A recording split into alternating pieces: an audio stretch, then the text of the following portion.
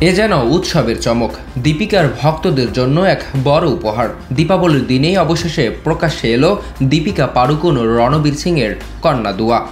প্রায় এক বছর আগে প্রথম দীপাবলিতে মেয়ের নাম জানিয়েছিলেন এই তারকা দম্পতি। এবছর উৎসবের আবহে দেখালেন মেয়ের মুখও। সামাজিক যোগাযোগ মাধ্যমে 5টি ছবি শেয়ার করেছেন দীপিকা ও রণবীর। ছবি প্রকাশের পর যেন অপেক্ষায় ছিলেন ভক্তরা, মুহূর্তেই ভাইরাল হয় পোস্টটি। মন্তব্যের বন্যা বইছে ইনস্টাগ্রামেও। ছবিতে দেখা যাচ্ছে দীপিকার সঙ্গে রং মিলিয়ে সেজেছে ছোট্ট দুয়া। দুজনের পরনে লাল রঙের জমকালো চুড়িদার, সঙ্গে মানানসই সোনার গয়না। দুয়ার মাথার দুই দিকে ঝুঁটি বেঁধেছেন দীপিকা। পাশেই রণবীর সিং সাদা ও ঘিয়ে রঙের শেরওয়ানিতে দীপাবলির ভাবনায় সাজা।